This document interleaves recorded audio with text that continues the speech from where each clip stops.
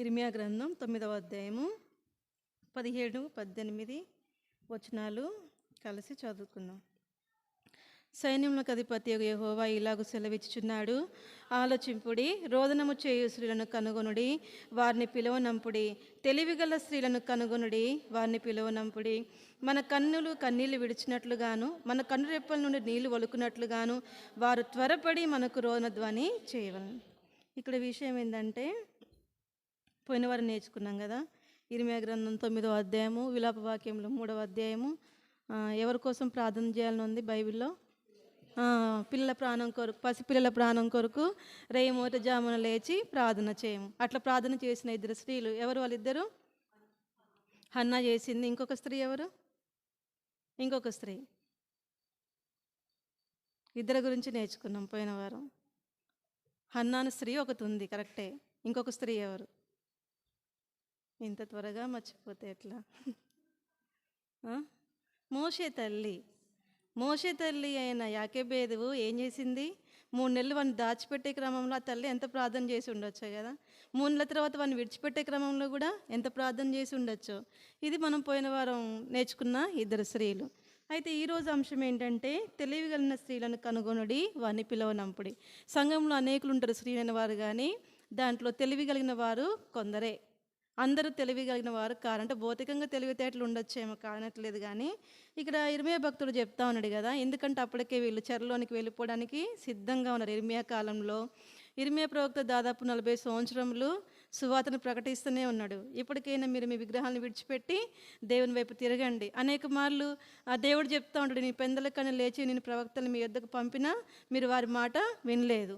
మరి ఎవరి మాట వింటా ఉన్నారు?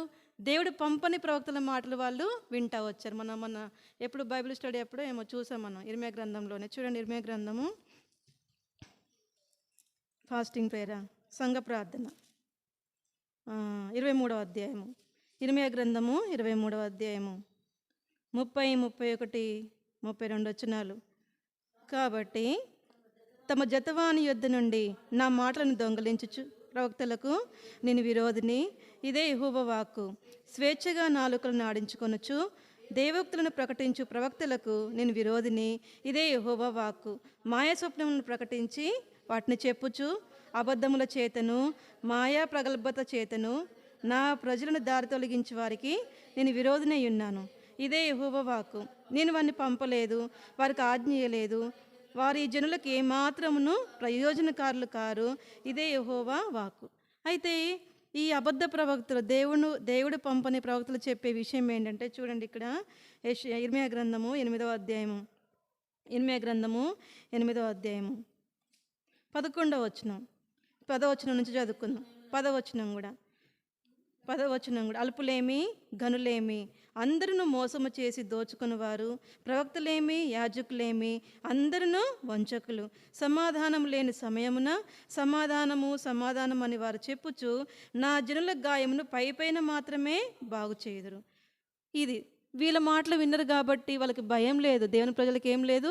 భయం లేదు. అరే చెరలోనికి వెళ్ళిపోతామేమో, అదిగో శత్రువు వస్తాడేమన్న భయం వాళ్ళకి లేదు. కారణం ఏంటి? ఆ దినాలలో అబద్ధ ప్రవక్తలే ఎక్కువ మంది ఉన్నారు. సమాధానం లేకపోయినా సమాధానం అని చెప్తా ఉన్నారు, ఇప్పుడే ఏం కాదని చెప్తా ఉన్నారు. అందుకనే 2 పేతురు 3వ అధ్యాయంలో ఇంకా దేవుని యొక్క రాకడ ఇంకా ఆలస్యం అని అనుకుంటా ఉంటారట కొందరు ఏమనుకుంటారట? దేవుని యొక్క రాకడ చాలా ఆలస్యంగా ఉంటుందని అనుకుంటా ఉంటారట. ఆ తర్వాత ఇంకా దశలోనిక పత్రికలో కూడా ఉంటుంది. చూడండి, దశలోనికలకు రాసినటువంటి మొదటి పత్రిక అనుకుంటా,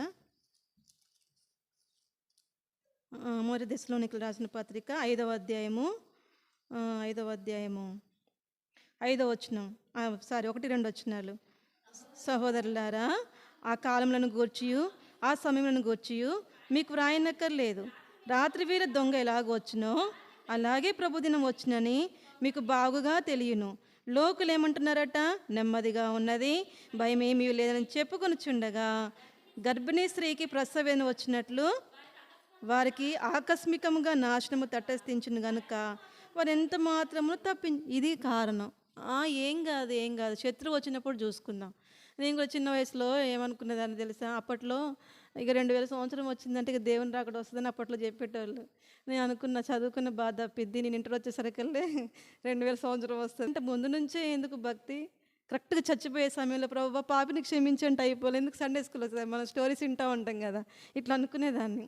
మరణాపాయం వచ్చినప్పుడు ఇక చచ్చిపోతామన్న స్టేజ్లో పాపం ఒప్పుకుంటే అయిపోతుంది కదా అని చాలాసార్లు అట్లా అనుకుంటా ఉండేదాన్ని. అయితే ఇక్కడ లోకులు కూడా ఇర్మియా కాలంలో ప్రవక్తలేమి, ఈ దెస్సలోనిక పత్రికలో ఉన్న లోకులేమి ఏమనుకుంటా ఉన్నారు, భయమేం లేదు, పరిస్థితులు అయితే ప్రస్తుతానికి మంచిగానే ఉన్నాయి అని చెప్పి ఏం చేస్తూ ఉంటారు, వాళ్ళు ఆలస్యం చేస్తూ ఉంటారు. అయితే ఇర్మియా కాలంలో ఈ అబద్ధ ప్రవక్తలు వచ్చి దేవుడు పంపపోయినా సరే మేము దేవుని నామమున వచ్చిన ప్రవక్తలం అని చెప్పి వాళ్ళకు వాళ్ళే కలలు కానేసి దాన్ని ఏం చేస్తూ ఉంటారు, ప్రజలకి ప్రకటన చేస్తూ ఉంటారు. అందుకనే ఇర్మియా కాలంలో 9వ అధ్యాయం 1వ వచనంలో కొంతమంది హతమైపోతారు కూడా.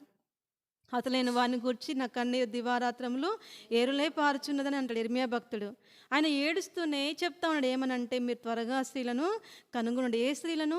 తెలివి కలిగిన స్త్రీలను కనుగొనండి. ఎందుకంటే వాళ్ళైతే త్వరపడి మన కొరకు రోదన చేస్తారు. ఎందుకు? మరణం ఎక్కడి నుంచి వస్తుంది?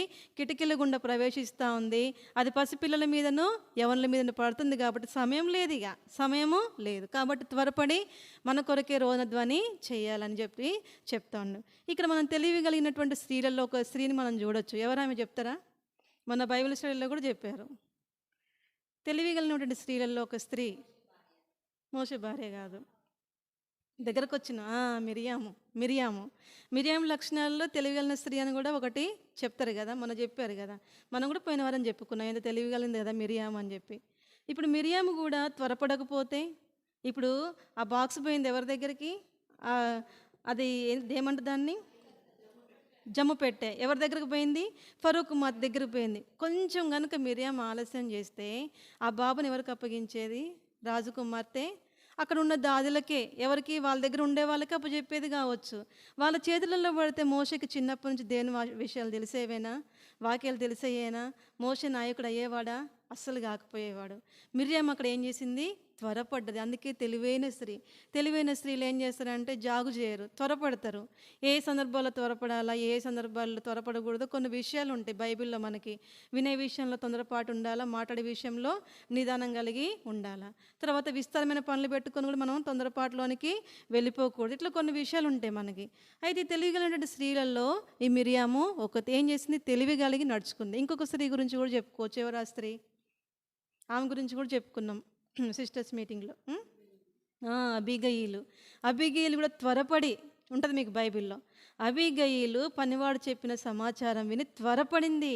ఆయన అంటాడు, అమ్మా ఇక నువ్వు ఆలస్యం చేయొద్దు, త్వరగా నువ్వు ఆలోచన చేసుకో అన్నప్పుడు ఆ నాబలకు చెప్పకుండా ఏం చేస్తుందామె, త్వరపడి ఎంత ప్రిపేర్ చేస్తుందో కదా. ఎన్ని గొర్రెల మాంసము? 5 గొర్రెల మాంసము. మాటలో 5 గొర్రెలు వండిన మాంసం ఎంతసేపు వండాలి వాటిని? 1 కేజీ వండడానికి గంట పడుతుంది కదా. 5 గొర్రెల మాంసం అంటే మాటల ఎన్ని రొట్టెలు చేసుకుపోయింది? 200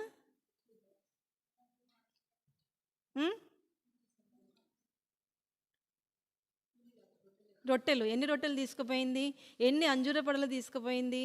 ఎన్ని ద్రాక్షరసపు తిత్తులు తీసుకుపోయింది? ఆమె గెలలు తీసుకుపోయింది.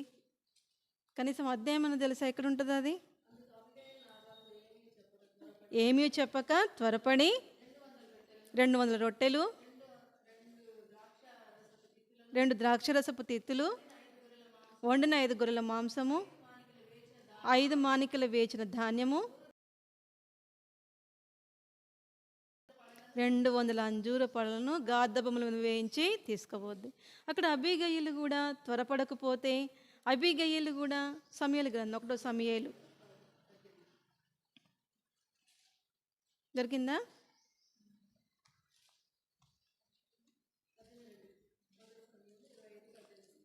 25వ అధ్యాయంలో 25:18 వచనంలో, అందుకు అబీగయీలు నాబలుతో ఏమీ చెప్పక త్వరపడింది. అక్కడ అబీగయీలు కూడా ఏం కాలే, దావీదు వచ్చినప్పుడు చూద్దాంలే, దావీదు వచ్చిన తర్వాత దావీదు కాళ్ళ మీద పడితే ఎమ్మట దావీదు మనసు మార్చుకుంటాడులే అని చెప్పి ఇక్కడ అబీగయీలు అనుకోలేదు. కానీ రాబోయేటువంటి కీడును ముందుగానే ఆమె ఏం చేసింది, గ్రహించింది, మనసులో తెలుసుకొని ఏం చేసింది, త్వరపడ్డది. నాబాలునకు తెలియకుండానే. ఇంకొక స్త్రీ కూడా త్వరపడి చేస్తుంది. ఎవరు ఆ స్త్రీ? శారా కూడా అంత త్వరపడి చేస్తుంది. చూడండి ఆదికాండము 18వ అధ్యాయము. ఆదికాండము 18వ అధ్యాయము 6వ వచనం. అబ్రహాము గుడారంలో నున్న శారా యొద్దకు త్వరగా వెళ్ళి నీవు త్వరపడి 3 మానికల మెత్తని పిండి తెచ్చి పిసికి రొట్టెలు చేయమని. ఎందుకు కారణం? త్వరపడి త్వరపడి అని ఎందుకు చెప్తా ఉన్నారు? కారణం ఏంటి? సమయము లేదు. సమయం దాటిపోతే ఏదైనా జరగచ్చు. ఇక్కడ శాల దగ్గరే చూస్తే సమయం దాటిపోయిందంటే తినకుండా వెళ్ళిపోవచ్చు. చాలా సందర్భాల్లో మన పిల్లలు స్కూల్కి వెళ్ళే సమయంలో కానీ, లేకపోతే భర్తలు ఆఫీస్కి వెళ్ళి స్కూల్కి వెళ్ళే సమయాల్లో కానీ మన సమయానికి అందించకపోతే ఏం చేస్తారు? వెళ్ళిపోతారు. వండిందంతా ఏమైపోవాలిగా కదా. అందుకనే ఇక్కడ శార కూడా అంతే. త్వరపడకపోతే చేసుకోవచ్చులే నిదానంగా, వాళ్ళు అడిగిపోతారు, చాలా ఎండ ఉంది, ఇప్పుడు వాళ్ళు పోయేది సాయంత్రానికి పోతారేమోలే అని చెప్పి జాగు చేయొచ్చు. కాకపోతే అక్కడ సమయం లేదు, త్వరపడ్డది కాబట్టి వచ్చిన అతిథులను వాళ్ళు తృప్తిపరచగలిగారు. వాళ్ళ యొక్క ప్రాణాలని తెప్పరిల్ల చేయగలిగారు. ఎందుకు కారణం? ఎందుకు తెప్పరిల్లుతాయి ప్రాణాలు? వాళ్ళు ఏ వేళలో వచ్చారు? ఎండవేళలో వస్తే ఎంత ఆకలి అవుతూ ఉంటుంది, ఎంత దాహం వేస్తూ ఉంటుంది. మనమే రోడ్డు మీద పోతూ ఉంటే ఒక చెట్టే కనిపించింది అనుకోండి, అబ్బా ఎంత చల్లగా ఉంటుందో కదా. ఎంత చల్లగా అనిపిస్తూ ఉంటుంది. ప్రాణానికి ఎట్లా ఉంటుంది? అది సేద తీరినట్లుగా అనిపిస్తూ ఉంటుంది. అందుకని ఇక్కడ శార కూడా త్వరపడి వచ్చిన అతిథులకు ఏం చేసింది? ఆమె రొట్టెల్ని తయారు చేయగలిగింది. అబిగయీలు త్వరపడిన కానాన్ని బట్టి ఏం జరిగింది? దావీదు చేత ఏంటిది అది? నిర్మూలన చేయాలని దావీదు బయలుదేరుతాడు కదా. దావీదుని హంతకుడుగా చేయకుండా అబిగయీలు ఆపింది. దావీదు అదే చెప్తాడు, ఈ దినం నిశ్చయంగా నువ్వు నాకు అడ్డుపడకపోతే ఈ దినం నీ భర్త నేను చంపేసేవాడిని. నిశ్చయంగా దేవుడు నీ ద్వారా నాకు ఏం చేశాడు? సహాయపడ్డాడు. అనవసరంగా చేతితో రక్తం చిందించకుండా నాకు సహాయపడ్డాడు. అబీగయల్ని పొగుడుతూ ఉంటాడు కదా. ఇంకొక స్త్రీ ఎవరని చెప్పుకున్నాం? మిరియాము. అక్కడ మిరియాం గురించి త్వరపడి అనేది ఏం రాయబడలేదు, కానీ మనం చదివితే మనకు అర్థమైపోద్ది. అక్కడ తల్లి మిరియాం చెప్పినట్లు ఏం లేదు, అమ్మ నేను నీళ్ళలో వదిలిపెడుతున్నా, నువ్వు తమ్మును చూసుకుంటా ఉండు అని చెప్పలేదు. అక్కడ మనకు తెలిసినట్లయితే రాయబడలేదు. కానీ మిరియాం గురించి మనం మొన్న కొన్ని విషయాలు నేర్చుకున్నాం. మిరియాం బాధ్యత కలిగినటువంటి స్త్రీ. నాకు తెలిసి వాళ్ళకి ఏజ్ గ్యాప్ బాగుండొచ్చు. ఎందుకంటే కొంచెం ఏజ్ గ్యాప్ ఎక్కువ ఉన్న పిల్లల్ని బాగా చూసుకోగలుగుతారు. ఫర్ ఎగ్జాంపుల్ ఇప్పుడు హర్షితే ఉన్నాడు, దాదాపు 7 years ఏమో గ్యాప్ ఉంటుంది. వాళ్ళకి ఏంటంటే కేరింగ్ ఎక్కువ ఉంటుంది. అబ్బో చిన్నోడు కదా, ఎత్తుకోవాలని, వాళ్ళకి తినిపియాలని, వాళ్ళకి ఏముంటుంది? జాగ్రత్త ఉంటుంది. నేను ఒక అన్న వచ్చిండు, ఆయన ఎవరంటే తప్పిపోయిన అబ్బాయి వాళ్ళ నాన్న వచ్చాడు నిన్న ఇక్కడికి, మా అమ్మ ఇంటికి వస్తే ఇక్కడ పట్టుకొచ్చింది. ఆయనకి వాళ్ళ అక్క 22 సంవత్సరాల గ్యాప్ అట. ఆయనకి వాళ్ళ అక్కకి. వాళ్ళ అక్క అంటే ఆయనకి పేరు పెట్టిందంట, గాడ్ సన్ జాషువా, దేవుని బిడ్డ అయిన యెహోషువ. అక్క పెట్టిందట ఆ పేరు. అంటే కారణం ఏంటి? అంత ఏజ్ గ్యాప్ ఉన్నప్పుడు, వాళ్ళ వయసు కొంచెం పెద్దగా ఉన్నప్పుడు వాళ్ళకి ఏం తెలుస్తుంది? బాధ్యత తెలుస్తుంది. అమ్మాయి నా తమ్ముడు, అమ్మాయి నా చెల్లి, నేను ఇక అమ్మ నాన్న చెప్పాల్సిన పనులు, వాళ్ళని చూసుకోరని చెప్పాల్సిన పనులే. మనం పల్లెటూళ్ళలో చూస్తూ ఉంటాం, ఏకంగా పెద్ద పిల్లలకు వదిలిపెట్టి పనులకు కూడా పోతారు. మన దగ్గరకు ఒక అమ్మాయి వచ్చేది సండే స్కూల్కి, అంజలి అనే అమ్మాయికి తిప్పి కొడితే ఒక 10 ఏళ్ళు ఉంటే కావచ్చు, 2 ఏళ్ళ బాబుని ఎత్తుకొని వచ్చేది సండే స్కూల్కి. ఆమె చూసుకునేది, వాడికి అన్నం పెట్టించేది, నీళ్ళు దాపిచ్చేది, ఎత్తుకొని తిరిగేది. కారణం ఏంటి? బాధ్యత. అందుకే నాకు తెలిసి మిరియాం కూడా కొంచెం మోషే కంటే బాగానే పెద్దదై ఉండొచ్చు. అందుకనే బాధ్యత, తల్లి చెప్పకపోయినా కానీ మిరియాం ఏం చేసింది? బాధ్యత కలిగి, నా తమ్ముడు ఎక్కడికి వెళ్తాడో, ఎవరి చేతిలో పడిపోతాడో అని చెప్పి చూసుకుంటూ వెళ్ళింది. చూడడం మాత్రమే కాకుండా ఎప్పుడైతే ఫరో కుమార్తె చేతిలో ఆ బాబు కనబడ్డాడో వితిన్ సెకండ్ అంతే ఇక రాలిపోయింది, అక్కడికి వాలిపోయింది పోయి, అమ్మ దాదిని పిలుచుకురానా. నిజంగా ఆమె చెప్పకపోతే, అక్కడ ఆమె యొక్క తెలివిని ప్రదర్శించకపోతే మోషే మళ్ళీ తల్లి దగ్గరికి వచ్చేవాడు కాదు. ఎంతకాలం తల్లి యొక్క ప్రార్థన. మొదటి జామున లేచి పసిపిల్లబడినటువంటి మోషే ప్రాణం కొరకు చేతులెత్తి ఆమె ఏం చేసింది? ప్రార్థన చేసింది. ఆ కాలం బట్టి మోషే గొప్ప నాయకుడు, గొప్ప దైవజనుడు, మోషే ఒక గొప్ప ప్రవక్త కూడా. మోషే తెలుసా మీకు ప్రవక్త అని? మోషే ఒక ప్రవక్త కూడా. అట్లా వాళ్ళ యొక్క ప్రార్థన ద్వారా మోషే తయారవుతాడు. అయితే దినాన ప్రభు చెప్పేది ఏంటంటే, మనం సంఘంలో ఉన్నప్పుడు తెలివి కలిగి నడుచుకోవాలా. ఏ విషయంలో మనం త్వరపడాలా, ఏ విషయంలో మనము త్వరపడకూడదు. నిన్న మా అక్క ఫోన్ చేసి, అయితే ఇప్పుడు కాలేజీలో పిల్లలు ఎట్లా ఉన్నారు? భయంకరంగా ఉన్నారు కదా. అసలు ఎట్లా ఒక్కొక్కరికి బాయ్ ఫ్రెండ్స్, ఒక్కొక్కరికి ఫోన్లు, ఎట్లా మెయింటైన్ చేస్తూ ఉన్నారు. అయితే మా అక్క ఏం చేసిందంటే, ఫ్రెండ్స్ కొంచెం చూస్తే సర్కిల్ బాగలేదు, ఇది ఎట్లా పొల్యూట్ అయిపోద్దో ఏమో అని చెప్పేసి, నేను పని చేసుకుంటే నేను నాతో మాట్లాడి, ఇంకేం లేదు కొంచెం ప్రార్థన చేసుకోవాలి, నేను హృదయంలో భారం ఉందన్నది. కారణం ఏంటి? మనకి భారం ఎప్పుడు వస్తూ ఉంటుంది? పరిస్థితులను మనం చూస్తే మనకి భారం వస్తుంది. అరే నా కుమార్తెడు పొల్యూట్ అయిపోతే ఎట్లా? ఎప్పటికప్పుడు ప్రతిరోజు ఫోన్ చేసి చెప్తూనే ఉండదట, నాన్న నువ్వు వాళ్ళతో కలిసి ఉండు కానీ వాళ్ళలాగా నువ్వు బిహేవ్ చేయొద్దు, నువ్వు పొల్యూట్ అవ్వద్దు, వాళ్ళలో నువ్వు కలిసిపోవద్దు, నువ్వు మంచిగా ప్రేయర్ చేసుకోవద్దు, దేవుడే నీకు సహాయం చేస్తారని చెప్తా ఉందంటే ప్రతిరోజు. నాకు నిన్న భలే ఆశ్చర్యం అనిపించింది. 9:30 అప్పుడు ఫోన్ చేసింది. పని చేసుకుంటూనే మాట్లాడింది. ఇంకేం లేదు, ఇక స్నానం చేసి కాసేపు ప్రార్థన చేసుకోవాలని. నాకెందుకు హృదయంలో భారం ఉంది. ఎప్పుడు మనకి భారం వస్తుంది? పరిస్థితులను చూసినప్పుడు. త్వరపడాలా. ఏం కాదు, ఇంట్లోనే కూర్చున్నా కదా, నిదానంగా చేసుకుందా. నేనైతే అంతే చేస్తా. నా దగ్గర బాగా నిర్లక్ష్యం ఎక్కువ ఉంటుంది. మా అక్కలా నేను చురుకుగా ఉండను. మా అక్క చాలా చురుకు గలది. పెద్దోళ్ళు చురుకుగా ఉంటారు చాలామంది. చిన్నోళ్ళు తెలివితేటలు ఎక్కువ, చిన్నోళ్ళు చురుకుగా ఉత్తదే అది. పెద్దవాళ్ళే చురుకుగా ఉంటారు. మీకు తెలుసా? ఎప్పుడైనా అబ్జర్వ్ చేయండి. పెద్దవాళ్ళు తెలివిగా ప్రవర్తిస్తారు, చురుకుగా ఉంటారు. ఎట్లా నడుచుకోవాలో పెద్దవాళ్ళకి ఎక్కువ తెలుసు చిన్నవాళ్ళకంటే. అయితే మరి నిదానంగా చేసుకోవచ్చు. స్కూల్కి కూడా వెళ్ళే పని లేదు కదా, నిదానంగా చేసుకోవచ్చు. కానీ ప్రార్థన చేసుకోవాలి. సమయము పోతే ఎట్లా? మళ్ళీ మనం కొద్దిసేపు ఖాళీ కూర్చుంటే ఇక నిద్ర వస్తుంది. ఇక నిద్ర వస్తే చదువుకోబుద్ధి కాదు, ప్రార్థన చేసుకోబుద్ధి కాదు. ఇంకేం లేదు, ఫస్ట్ నేనేం చేసుకోవాలా? ప్రార్థన. కాబట్టి ప్రభు చెప్పేది కూడా అంతే. త్వరపడి మనకేమైనా విషయం తెలిసినప్పుడు ఏం చేయాలి? మనము పనులను పక్కకు పెట్టుకొనైనా సరే త్వరపడి ఫస్ట్ ఏం చేసుకోవాలి? దాని కొరకే ప్రార్థన చేయాలి. అందుకనే ఇక్కడ ఇర్మియా భక్తుడు కూడా స్త్రీలను పిలవనంపుడి అని చెప్పలేదు, కానీ తెలివి కలిగినటువంటి స్త్రీలను పిలవనంపుడి. వారు ఉంటేనే మేలు. వాళ్ళు ఎందుకంటే త్వరపడి మన కొరకు ఏం చేస్తారు? రోదనధ్వని చేస్తారు. ఎప్పుడైతే మనం కన్నీటి ప్రార్థన, ఎంతమంది కన్నీటి ప్రార్థన ద్వారా బిడ్డలు మార్చబడలేదు? ఎంతమంది కన్నీటి ప్రార్థన ద్వారా బిడ్డలు రక్షణలోనికి రాలేదు? ఎంతమంది కన్నీటి ప్రార్థన ద్వారా శత్రుల చేతిలో నుంచి తప్పింపబడలేదు బైబిల్లో? అందుకనే ఇక్కడ ఇర్మియా భక్తుడు చెప్తా ఉన్నారు, త్వరపడి మన కొరకే వాళ్ళు ఏం చేయాలా? రోదనధ్వని చేయాలా. ఎందుకని? మరణం రాకుండా, పసిపిల్లలు యవనస్తులు పడిపోకుండా, లోకంలో చెడిపోకుండా ఏం చేయాలి? త్వరపడి రోదనధ్వని చేయాలా. ఏడ్చాలా. పిల్లలకు కూడా ఏడ్చే విద్యను నేర్పించాలా. నిజంగా ఏడ్చుకుంటూ ప్రార్థన చేస్తే హృదయంలో ఎంత నెమ్మది ఉంటుందంటే, ఎంత సమాధానం వస్తుందో హృదయంలో కదా. అందుకని ఇక్కడ తెలివిగలటువంటి స్త్రీలను పిలవనప్పుడు ఎట్లా వస్తుంది మనకు తెలివి? మరి తెలివి ఎట్లా వస్తుంది? యెహోవాయందు భయభక్తులు కలిగి ఉండుటయే తెలివికి మూలం. ఇంకొక విషయం, జ్ఞానము తెలివికి మూలం. ఇంకెప్పుడు వస్తుంది తెలివి మనకి? బైబిల్ చదివితే. దాన్ని వాక్యానుసారంగా చెప్పు. అట్లా వాక్యంలాగా రాయబడి ఉంటుంది అట్లా. కీర్తన 119, 130, 119, 130వ వచనమో 135వ వచనమో ఉంటుంది చూడండి. 135, 130. కీర్తన 119, 130. ఏముంటుంది 130లో? 130లో నీ వాక్యము వెల్లడి ఒకట తోడనే వెలుగు కలుగును, అవి తెలివి లేని వానికి తెలివిని కలిగించును. 50 వచనంలో ఏముంటుందంటే, నీ వాక్యము నా పాదములకు దీపమును, నా త్రోవకు వెలుగునై ఉన్నది. అది కాదు తెలివి గురించి. ఇంకెప్పుడు వస్తుంది మనకు తెలివి? ఇంకెప్పుడు వస్తుంది తెలివి? ఇంకొక డెఫినేషన్ చెప్పండి. యెహోవాయందు భయభక్తులు కలిగి ఉంటే తెలివి వస్తుంది. తర్వాత ఆయన వాక్యం మనకి వెల్లడవుతూ ఉంటే మనకు తెలివి వస్తుంది. ఇంకెప్పుడు మనకు తెలివి వస్తుంది? ప్రార్థన చేస్తే తెలివి వస్తుందా? వాక్యానుసారంగా చెప్పు నాకు. బైబిల్ అట్లుంటే చెప్పు, నాకైతే కనబడలే మరి అట్లా. ఇంకొక డెఫినేషన్ చూడండి. ప్రసంగి ఎవరికి తెలివి వస్తుందంటే, ప్రసంగి 2వ అధ్యాయము, ప్రసంగి గ్రంథము 2వ అధ్యాయము 26వ వచనం. ఏలయనగా దైవ దృష్టికి మంచివాడుగా నుండువానికి దేవుడు జ్ఞానమును, తెలివిని, ఆనందమును అనుగ్రహించును. అయితే చాలు.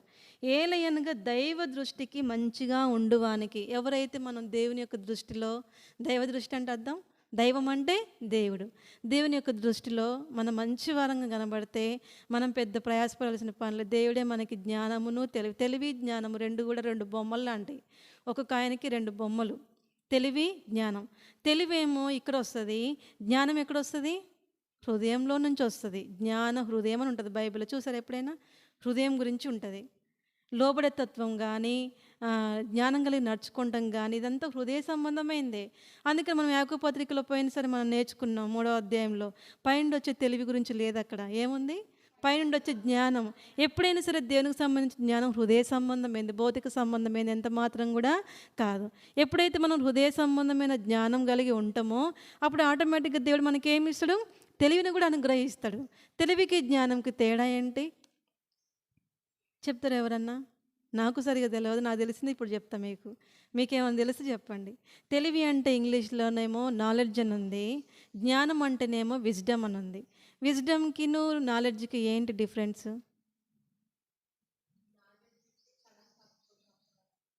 తెలివి అంటే అప్పటికప్పుడే వచ్చేస్తుందా? అంతేనా? అదే నాలెడ్జ్ అంటే తెలివేగా. సమయాన్ని బట్టి నాలెడ్జ్ వస్తుంది. మరి జ్ఞానం అంటే ఏంటి? మరి జ్ఞానం ఎట్లా వస్తుంది?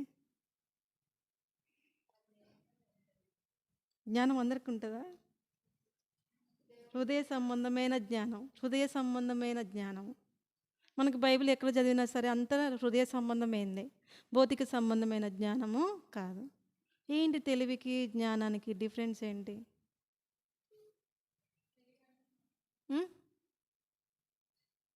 తెలివి అంటే అది నాకు తెలిసి కొంచెం భౌతిక సంబంధమైంది. మనం చదువుట ద్వారా, వినడం ద్వారా అబ్బా వీడికి నాలెడ్జ్ ఎక్కువ అంటే అర్థం ఏంటంటే వాళ్ళు తొందరగా ఏం చేస్తారంటే నేర్చుకోగలుగుతారు. గ్రాస్పింగ్ ఎక్కువ ఉంటుంది వాళ్ళకి. వెంటనే ఒక్కసారి చెప్తే వాళ్ళు గుర్తుపెట్టుకుంటారు అంతే. ఇక నాలెడ్జ్ అబ్బా వీడికి బాగా నాలెడ్జ్ ఎక్కువ ఉంటుంది.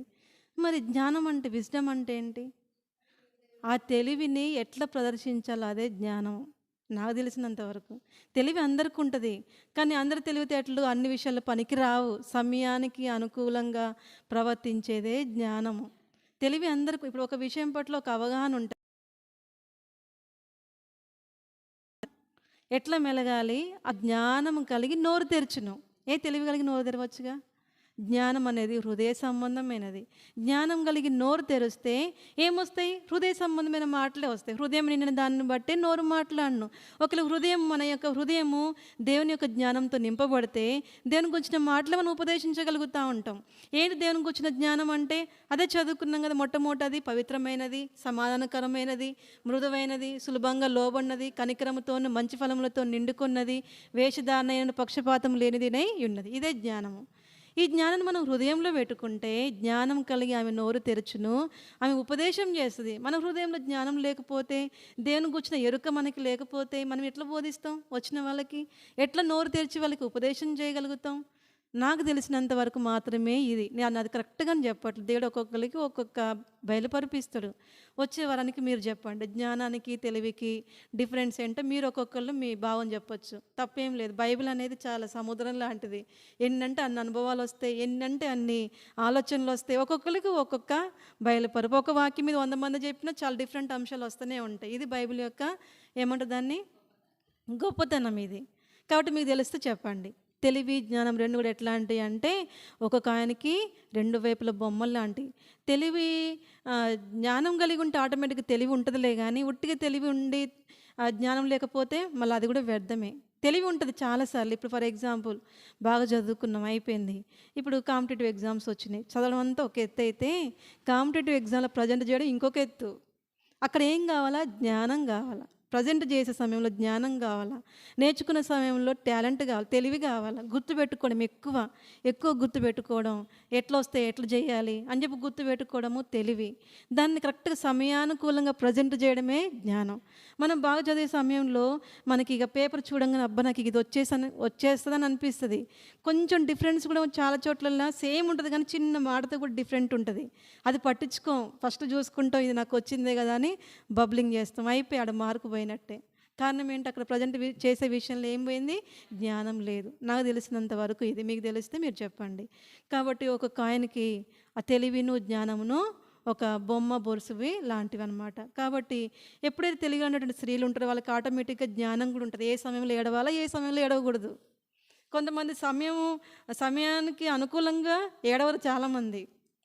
అసలు ఇప్పుడు ఈ నవ్వే సందర్భాల్లో ఏడుస్తారు కొంతమంది. ఏడ్చుకుంటే ఎందుకు ప్రార్థన చేయాలా? సంతోషించే సమయంలో ఎందుకు ఏడ్చుకుంటా ప్రార్థన చేయాలా? కొన్ని విషయాలు సంతోషపడవచ్చు ప్రార్థనలో కూడా. ఆయన మనకి ఇచ్చిన రక్షణ బట్టి, మన జీవితంలో చేస్తున్న మేలును బట్టి సంతోషించవచ్చు కదా. సంతోషించే సమయాలు ఉంటాయి, దేవుని సన్నిధిలో కన్నీరు కాచే సమయాలు కూడా ఉంటాయి. ఇది కూడా జ్ఞానమే. ఎప్పుడు కన్నీళ్ళు విడవాలా, ఎప్పుడు కన్నీళ్ళు విడవకూడదు, ఇది కూడా జ్ఞానంతో కూడినటువంటి పనే. అందుకని ఇక్కడ ఇర్మియా భక్తుడు తెలివి కలిగినటువంటి స్త్రీలను పిలవనప్పుడు అయితే ఈ తెలివి ఏం చేస్తుంది చూడండి. సామెతలు 18వ అధ్యాయము. తెలివి లేకపోతే మనం ఎట్లా ఉంటామంటే, సామెతలు 19వ అధ్యాయము 2వ వచనం.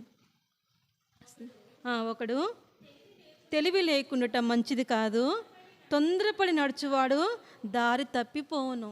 తెలివి లేకుండా మంచిది కాదు. తెలివి లేకపోతే ఏం చేస్తాం? ఈజీగా ఏం చేస్తాం? దారి తప్పిపోతాం తెలివి లేకపోతే.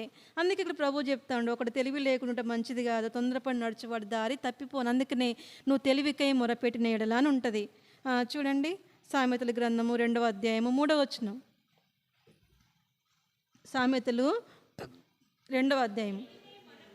తెలివికై మొరపెట్టిన ఎడల, వివేచనకై మనవి చేసిన ఎడల, వెండిని వెతికినట్లు దాన్ని వెతికిన ఎడల, దాచబడిన ధనమును వెతికినట్లు దాన్ని వెతికిన ఎడల, యెహోవా యందు భయభక్తులు కలిగి ఉండుట ఎట్టిదో నీవు గ్రహించెదవు.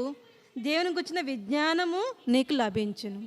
దేవుని కూర్చున్న జ్ఞానం మనకి లభించాలంటే మనం వీటి కొరకే మొరపెట్టాలా, తెలివి కొరకే మొరపెట్టాలి. పోయినసారి బుద్ధి గురించి చూసాం కదా. ఎందుకని బుద్ధి అబిగేలు సుబుద్ధి కలిగి ప్రవర్తించను. ఈ బుద్ధి ఏం చేస్తుంది అంటే దయను సంపాదించి పెడుతుంది. బుద్ధి ఒకని సుబుద్ధి వానికి దీర్ఘశాంతం ఇస్తుంది, పేషెన్స్ ఇస్తుంది. సుబుద్ధి ఈ బుద్ధి యొక్క లక్షణాలు. కాబట్టి బుద్ధి కొరకే వేడుకోవాలా, జ్ఞానం కొరకే వేడుకోవాలా, తెలివి కొరకే మనం ఏం చేయాలా, మొరపెట్టాలి. అప్పుడు దేవుడు మనకి ఏమి ఇస్తాడు, తెలివి వివేచన అన్ని కూడా అనుగ్రహిస్తాడు. అందుకనే సమయలు కూడా బాల్డ్గా ఉన్న సమయంలో సమయలు కాదు సొలొమోను చూడండి.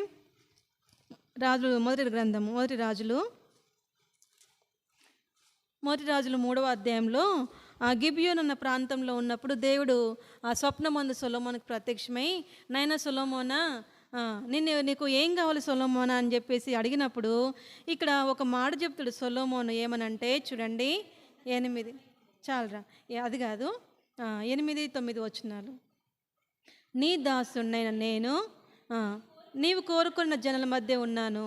వారు విస్తరించి ఉన్నందున వారిని లెక్క పెట్టుటయు వారి విశాల దేశము తనిఖీ చేయుటయు అసాధ్యము. ఇంత గొప్పదైన నీ జనమునకు న్యాయం తీర్చగలవాడు ఎవడు? కాబట్టి నేను మంచి చెడ్డలు వివేచించి నీ జనులకు న్యాయం తీర్చినట్లు నీ దాసుని నాకు వివేకము గల హృదయము దయచేయము. వివేకము గల హృదయం, తెలివి కొరకే అక్కడ మొరపెట్టినట్లు లేదు, వివేకం కలిగినటువంటి హృదయము కావాలా. ఇక్కడ అడిగింది వివేకం కలిగినటువంటి హృదయం కొరకే సొలొమోను వేడుకుంటే, ఇక్కడ ప్రభు ఏమి ఇచ్చాడట ఆయనకి చూడండి 12వ వచనం. నీవిలాగని అడిగినందున నీ మనవి ఆలకించుచున్నాను, బుద్ధి వివేకములు గల హృదయము నీకు ఇచ్చుచున్నాను.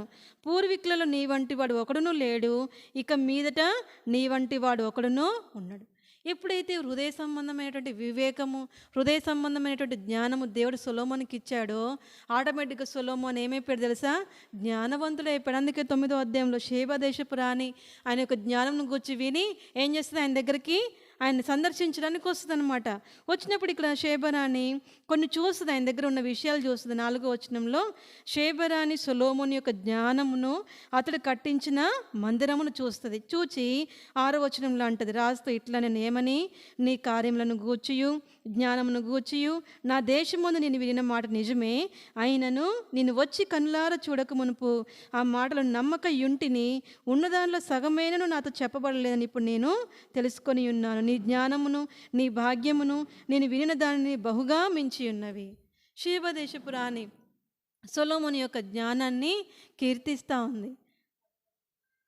10వ అధ్యాయం 1వ రాజులు 10వ అధ్యాయం 4వ వచనము, తర్వాత 6, 7 వచనాలు.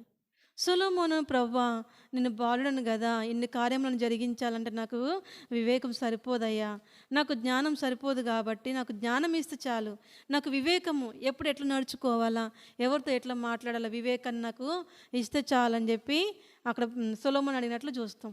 నేను కూడా ఈ మందిరం పెట్టిన కొత్తలో దాదాపు 1 సంవత్సరం తర్వాత నేను ప్రార్థన చేసుకున్న ఒక విషయమే. ఏమని ప్రార్థన చేసుకున్నానంటే, ఇప్పుడు నాకేమి ఎక్స్పీరియన్స్ లేదు, నాకు అనుభవం లేదు, వయసులో కూడా అనుభవం నాకేమీ లేదు. ఎంత మేరకు చర్చికి పోయినామా వచ్చినామా అయిపోయింది మన సంగతి, బాధ్యత అనేది నాకు తెలియదు. ఇప్పుడు చూస్తే మందిరం పెట్టుకున్నాం కదా, మందిరం అన్నప్పుడు చాలా నానా రకాల వ్యక్తులు వస్తారు. అందరు మనకిలానే ఉండరు, ఒక్కొక్కరు ఒక్కొక్క మైండ్ సెట్తో వస్తారు. ఎవరితో ఎట్లా మాట్లాడాలా, ఎవరితో మనము ఎట్లా బిహేవ్ చేయాలో నాకైతే తెలియదు. కొంతమంది మొహాలను చూసి ఇట్టే చెప్పేస్తారు, వాళ్ళ మొహాలను చూసి వాళ్ళ యొక్క క్యారెక్టర్ని చెప్పేస్తూనే ఉంటారు చాలామంది. నాకైతే ఆ తెలివి కూడా లేదు. మొహాన్ని చూసి అమ్మ ఇట్లా జాగ్రత్తగా ఉండాలని గమనించేందుకు నాలో లేదు. కాబట్టి త్వరగా మనం మోసపోయేటువంటి అంటే ఈజీగా మోసపోతాం. ఒకసారి నేను అట్లనే ప్రార్థన చేసుకుంటే అద్భుతంగా దేవుడు తిమోతికి రాసినటువంటి మొదటి పత్రిక 2వ అధ్యాయం 7వ వచనంలో అన్ని విషయంలో నేను నీకు వివేకమును అనుగ్రహించేదను. నాకు భలే సంతోషం అనిపించింది. అన్ని విషయంలో నేను నీకు వివేకమును ఇస్తా అన్నప్పుడు నాకు నిజంగా భలే సంతోషం అనిపించింది. 1 తిమోతి 2:7 2 తిమోతి 2:7 అన్ని విషయములలో నీకు వివేకమును అనుగ్రహించేదను. 2 తిమోతి 2:7 2:7 2 తిమోతి తిమోతికి రాసిన 2వ పత్రిక 2వ అధ్యాయం 7. అన్ని విషయంలో నీకు వివేకం. మనం ఎప్పుడైతే ఆయన దగ్గరికి తగ్గింపుతో వెళ్తామో, ప్రభువా నేను బాలుడనే, సొలొమోను అదే చేసింది, ప్రభువా నేను బాలుడనే, చూస్తే ఇంత గొప్ప సైన్యం ఉంది, ఈ ఇశ్రాయేలుకు న్యాయం తీర్చాలంటే ఎంత కష్టం కదా, కాబట్టి నాకు జ్ఞానం కలిగినటువంటి హృదయాన్ని, వివేకంగా హృదయాన్ని నాకు ఇస్తే చాలని చెప్పి సొలొమోను ఇక్కడ మొరపెట్టినట్లు మనం చూస్తాం. కాబట్టి మన జ్ఞానం కొరకే, తెలివి కొరకే మనం ప్రభు సన్నిధిలో మనము మొరపెట్టే వారంగా, ప్రార్థన చేసే వారంగా ఉండాలి. ఎప్పుడైతే మనకి తెలివి జ్ఞానం ఉంటుందో సమయానుకూలంగా నడుచుకుంటాం. జ్ఞానం ఉంటే ఏ సమయంలో ఎట్లా ప్రవర్తించాలా, ఎవరితో మనం ఎట్లా మాట్లాడాలా, ఏ సమయంలో ఎట్లా ప్రార్థన చేయాలా, సందర్భానుసారంగా కూడా ప్రార్థన చేయగలుగుతాం.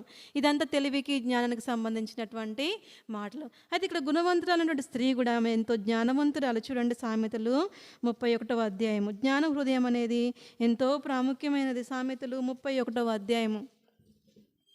సామెతలు 31వ అధ్యాయంలో ఇక్కడ కొన్ని వచనాలు మనం మార్చి గబా చదువుకుంటూ వెళ్ళిపోదాం. సామెతలు 31వ అధ్యాయము 10వ వచనం నుంచి 31 వరకు మార్చి చదువుకుందాం. గుణవతి అయిన భార్య దొరుకుటారదు, అటుది ముత్యము కంటే అమూల్యమైనది.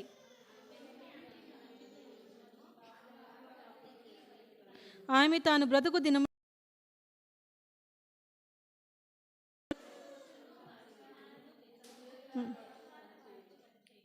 తన వర్తకపు ఓడలు దూరం నుండి ఆహారము తెచ్చినట్లు ఆమె దూరం నుండి ఆహారము తెచ్చుకొనును.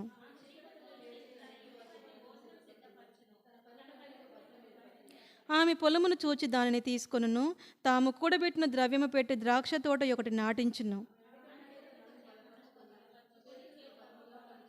తన వ్యాపార లాభము అనుభవముచే తెలుసుకొనును. రాత్రివేళ ఆమె దీపము ఆరిపోదు. దీనులకు తన చెయ్యి చాపును, దరిద్రులకు తన చేతులు చాపును.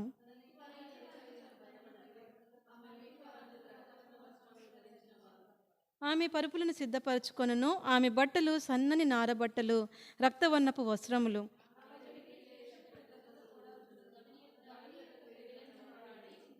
ఆమె నారబట్టలు నేయించి అమ్మును. బలమును ఘనతయు ఆమెకు వస్త్రములు. ఆమె రాబోవు కాలము విషయమే నిర్భయముగా ఉండును. ఆమె తన ఇంటి వారి నడతలను బాగుగా కనిపెట్టును. పని చేయకుండా ఆమె భోజనము చేయదు. చాలామంది కుమార్తెలు పతివ్రతా ధర్మమును అనుసరించి ఉన్నారు, కానీ వారందరినీ నీవు మించిన దానవు అని ఆమె పెనిమిటి ఆమెను పొగడును.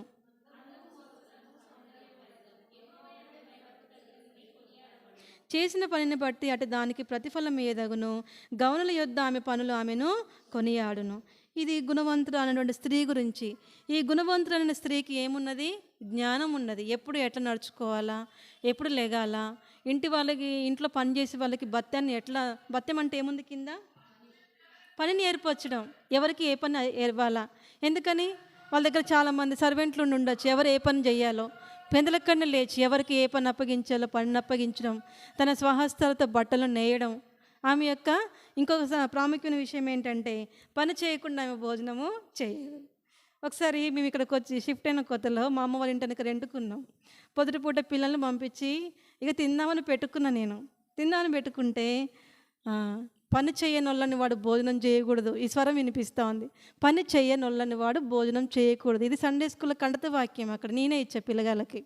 నాకు ఆ వాక్యం గుర్తొస్తుంది. ఎక్కడుంటుందంటే ఆ మాట తెస్సలోనికీయులకు రాసినటువంటి 2వ పత్రికలో, మీలో ఎవడైనా పని చేయకపోతే వాడు భోజనం చేయకూడదని ఉంటుంది. 3వ అధ్యాయము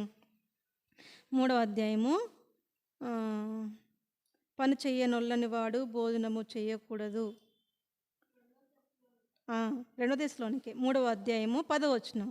ఎవడైనా పని చెయ్యనొల్లని ఎడల వాడు భోజనం చేయకూడదు. ఏం చేయాలో అన్నం పెట్టుకున్న తిందామని, మొత్తానికి ఏదో చేసినారో తిందామని పెట్టుకుంటే ఇక ఈ స్వరం వినిపిస్తుంది, పని చేయనొల్లకుండా భోజనం చేయకూడదు. ఏం పని? ఆ పని భౌతికంగా పని కాదు అది. అప్పుడు ఇక ఏం చేసిన అంటే ఆ తినేది పక్కకు పెట్టి కొద్దిసేపు ప్రార్థన చేసుకున్నాక అప్పుడు తింటే మంచిగా అనిపించింది. పని నొల్లని వాడు భోజనము చేయకూడదు. ఈ స్వరం వినిపిస్తూ ఉంది. ఈ గుణవతి అయినటువంటి భార్య, ఈ స్త్రీ కూడా పని చేయకుండా ఆమె భోజనము చేయదంట. అది భౌతికపరమైన పనే కావచ్చు. ఎందుకు భౌతిక సంబంధమైన పనులను గురించి అంటే తింటే ఆయాసంగా ఉంటుంది, తింటే ఒళ్ళు వంగదు, తింటే బద్ధకం వస్తుంది, తింటే నిద్రపోవాలనిపిస్తుంది, తింటే అసలు పని చేయాలనిపించదు, సోమర్తనం వస్తుంది. మ్యాక్సిమం అందుకే తినకుండా పని చేసుకోవాలి గబగబా. ఒక్కసారి తినడానికని కూర్చుంటాం కదా. నేను తినడానికి కూర్చుంటే అరగంట దాకా లేగాను, కొద్దిసేపు తిని ఆ ఎంగిల్ చేత్తోనే అట్లా కాసేపు కూర్చోడం నాకు అలవాటు. ఎమ్మటే గబగబ లేసి గబగబ చేయి కడుక్కొని అట్లా తొందరపాటు నాకు ఉండదు. కొద్దిసేపు కూర్చుంటే అట్లా తిని ఇంకేమైనా మాట్లాడే వాళ్ళు ఉంటే చేయి ఎండిపోతే ప్లేట్ కూడా ఎండిపోతుంది, అట్లా అలవాటు. అయితే ఏంటిదంటే పని చేయనోళ్ళని వాడు భోజనం చేయకూడదు అంటే అది భౌతిక సంబంధమైన పనే కావచ్చు, దేవుని యొక్క పనే కావచ్చు. దేవుని యొక్క పని ఏంటి? దేవుని యొక్క పని వచ్చి దేవుని యొక్క వాక్యం చెప్తే దేవుని పని కాదు, వచ్చి సాపలేస్తే పని కాదు, వచ్చి ఊడుస్తేనే పని కాదు, ప్రార్థన చేయడం కూడా ఒక పనే. దేవుని యొక్క పనే ప్రార్థన చేయడం. ఇట్లా పనులను ముగించి వచ్చి ఉట్టిగా కూర్చున్న దేవుని పనే, అది కూర్చోవడం కూడా దేవుని పనే. మనం చాలాసార్లు అబ్బా అనవసరంగా పైన అనుకుంటూ ఉంటాం, లేకపోతే వచ్చేటప్పుడు అబ్బా పోవాలని బలవంతంగా వస్తూ ఉంటాం. కానీ ఇది కూడా దేవుని పని మర్చిపోతాం మనం. దేవుని యొక్క పని అది కూర్చోడమైనా, వినడమైనా, చెప్పడమైనా, ఊడ్చడమైనా, ప్రార్థన చేయడమైనా అదంతా కూడా ఎట్లా అంటే హృదయపూర్వకంగా, మనఃపూర్వకంగా జరిగించాలి. అప్పుడు దేవునికి సంతోషం, మనకి సంతోషం. అందుకని ఇక్కడ దినవృత్తాంతంలో కూడా ఎవరంటే దావీదు రాజు మందిరాన్ని కట్టకూడదని చెప్తాడు కదా దేవుడు. కట్టొద్దని చెప్పినప్పుడు ఈ దావీదు ఏం చేస్తాడంటే మందిరానికి సంబంధించిన మెటీరియల్ మొత్తం మాట చెప్తాడు. ఏమనంటే ఈ పని గొప్పది. ఏ పని గొప్పది? మందిరం కట్టబడట గొప్పది. మందిరం కట్టబడితేనే గొప్పతనం కాదు, మందిరం కట్టబడిన తర్వాత సంఘం కట్టబడటం కూడా గొప్ప పని. అది దేవుని పని ఏదైనా గొప్పదే. అది మనం చాలాసార్లు ఏంటంటే నిర్లక్ష్యంగా, చాలాసార్లు బలవంతంగా, లేకపోతే వెళ్ళాలి కదా, లేకపోతే వినాలి కదా, ప్రార్థన కూడిక కాబట్టి ప్రార్థన చేయాలి కదా, వర్షిప్ కాబట్టి వర్షిప్ చేయాలి కదా, ఇది కాదు. ఇది దేవుని యొక్క పని. ఇది ఎట్లాంటిదంటే గొప్పది. దీన్ని ఎట్లా జరిగించాలా? ఇష్టపూర్వకంగా, మనపూర్వకంగా జరిగించాలా. ఇక్కడ దావీదు ఏం చేస్తాడంటే తను సిద్ధం చేసినటువంటి సమస్త వస్తువులను చెప్తాడు వాళ్ళకి, నేను పలానా సిద్ధం చేసా దేవుని మందిరానికి, మీకు కూడా ఏమైనా ప్రేరేపణ ఉంటే మీరు తీసుకొచ్చి ఇవ్వండి అని చెప్తాడు దావీదు. చెప్పినప్పుడట వాళ్ళంతా కూడా హృదయం మందు ప్రేరేపించబడిన వాళ్ళే వచ్చారట. వాళ్ళ కానుకల్ని వారు పూర్ణ మనసుతో యెహోవాకు ఇచ్చిండిరి కనుక వారు అలాగ మనఃపూర్వకంగా ఇచ్చినందుకు జనులు ఇక్కడ 29వ అధ్యాయం 5వ వచనం 4వ వచనాల వరకు కూడా దావీదు ఏమేమి సిద్ధం చేశాడో చెప్తాడు. 5వ వచనంలో ఏమంటాడు? ఈ దినమున యెహోవాకు ప్రతిష్ఠితముగా మనఃపూర్వకముగా ఇచ్చువారు ఎవరైనా మీలో ఉన్నారా? ఏదైనా సరే ఆయనకి ఇచ్చే సమయమే కానీ, ఆయన సన్నిధిలో ప్రార్థించే సమయమే కానీ, దేవుడింటికి వచ్చే సమయమే కానీ ఏదైనా ఎట్లా చేయాలంట? మనఃపూర్వకంగా. మనఃపూర్వకంగా అంటే హృదయపూర్వకంగా. అక్కడ ప్రజలు కూడా ఎట్లా ఇచ్చారంట? హృదయపూర్వకం. మనం ఎప్పుడైతే హృదయపూర్వకంగా ఇస్తామో మనకి సంతోషము, దేవునికి సంతోషం. బలవంతంగా వస్తే, బలవంతంగా ఇస్తే ఏదో ఒక దినాన్ని మనకు అది కష్టంగా అనిపిస్తుంది. అనవసరంగా పోయా, అనవసరంగా ఇచ్చా అని చెప్పి అనవసరం అన్న మాట మనకి ఎప్పుడు వస్తుంది అంటే బలవంతంగా జరిగిస్తే. కాబట్టి దేవుని పని ఎంతో గొప్పది. ఎట్లా చేయాలా? మనపూర్వకంగా, హృదయపూర్వకంగా చేయాలా. ఇక్కడ దావీదు మంచి ప్రార్థన చేస్తూ ఉంటాడు. చూడండి ఇక్కడ 14వ వచనంలో, ఈ ప్రకారం మనపూర్వకంగా ఇచ్చు సామర్థ్యం మాకునుటకు నేను ఎంత మాత్రపు వాడను, నా జనులు ఎంత మాత్రపు వారు, సమస్తమును నీ వల్లనే కలిగను కదా, నీ స్వసంపాద్యంలో కొంత మేము నీకు ఇచ్చి ఉన్నాము. ఇంకా 17వ వచనంలో కూడా చూడండి, నా దేవా నీవు హృదయ పరిశోధన చేయుచు యథార్థవంతులు ఎంత ఇష్టపడుచున్నావు నేను ఎరుగుదును. నేనైతే యథార్థ హృదయం గలవాడనై ఇవి అన్నీ మనఃపూర్వకంగా ఇచ్చి ఉన్నాను. ఇప్పుడు ఇక్కడ నుండి నీ జనులు నీకు మనఃపూర్వకంగా ఇచ్చిన చూచి సంతోషించున్నాను. ఎట్లా ఇచ్చారు వాళ్ళు? అమ్మో దావీదు రాజు ఇంత ఇస్తాడు, మనం ఇవ్వకపోతే ఎట్లా, ఇవ్వకపోతే అడుగుతాడేమో, అట్లా రాలేదు వాళ్ళంతా. ప్రతిష్ఠితంగా మనపూర్వకంగా దేవునికి వాళ్ళు ఇస్తూ వచ్చారు. ఇది దేవుని యొక్క గొప్ప పని. ఆమె ఏం చేసిందంటే ఆమె పని తెలుసు, ఆమెకు చాలా పని ఉంటుంది. ఎందుకంటే మనకి తయారైన బట్టలు వేసుకోవడమే పెద్ద గొప్ప విషయం, వాషింగ్ మిషన్ వాడుకొని బట్టలు వేసుకోవడమే గొప్ప విషయం. కానీ ఇక్కడ ఆమె చూస్తే ఆమె స్వహస్తాలతో బట్టలు నేస్తుందంట. ఎంత టైం పట్టాలా? స్వహస్తాలతో బట్టలు నేస్తుంది, వర్తకులకు వాటిని అమ్ముతూ ఉంది.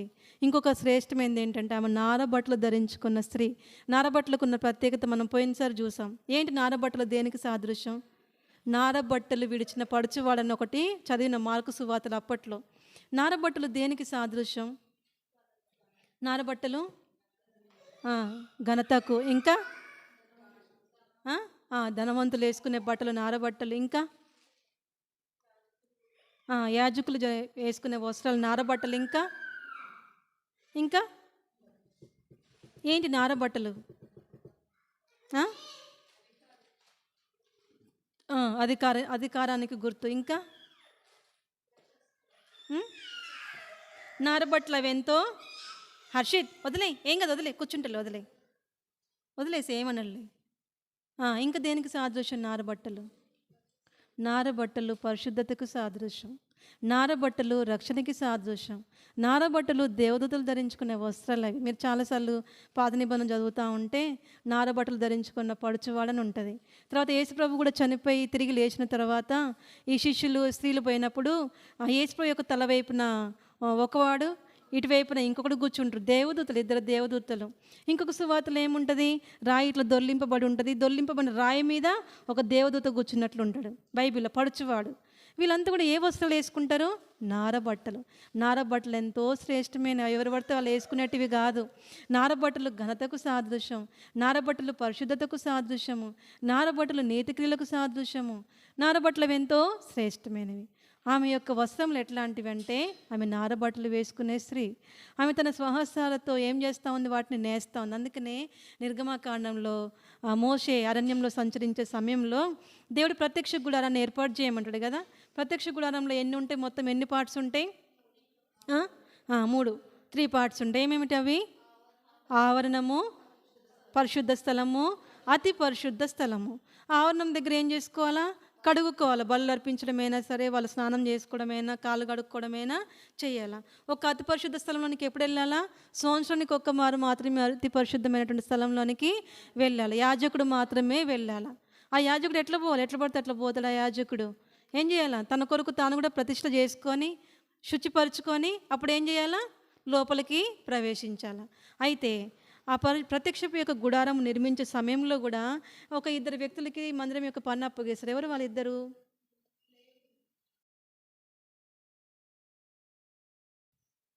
ఒక వ్యక్తి పేరు బెసలేలు, ఇంకొక వ్యక్తి పేరు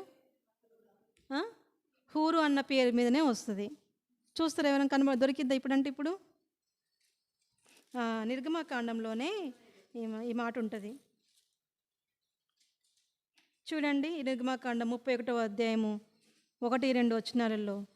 మరి యెహోవా మోషేతో ఇట్లా, నిన్ను చూడుము, నేను యూదా గోత్రంలో హూరు మనమడును ఊరు కుమారుడు నేను బెసలేలు అని పేరు గల వాణిని పిలిచి తిని. ఇతనికి తోడుగా 6వ వచనంలో, మరియు నేను దాను గోత్రంలోని అహీసామాకు కుమారుని అహోలియాబును అతనికి తోడుగా చేసి తిని. వీళ్ళిద్దరు ఎట్లాంటి వాళ్ళంట? జ్ఞాన హృదయాలందరి హృదయములలో జ్ఞానంను ఉంచి ఉన్నాను. జ్ఞానం కలిగినటువంటి వారు, హృదయమందు జ్ఞానం కలిగిన వారు. దేవుని యొక్క పని జరిగించాలంటే ఏమి కావాలంటే జ్ఞాన హృదయము కావాలా. జ్ఞాన హృదయాలు మాత్రమే దేవుణ్ణి సంతోషపెట్టగలరు. అర్థమవుతుందా?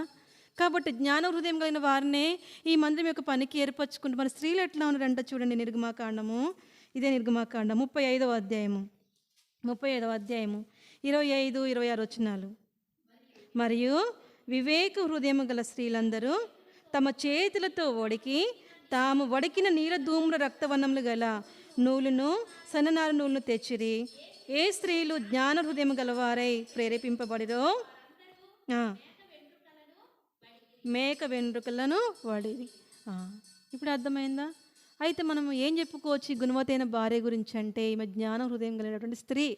ఎందుకు? ఈమె కూడా ఏం చేసేది? బట్టల్ని నేస్తూ ఉండేది. తన స్వహస్తాలతో బట్టలు నేసేది.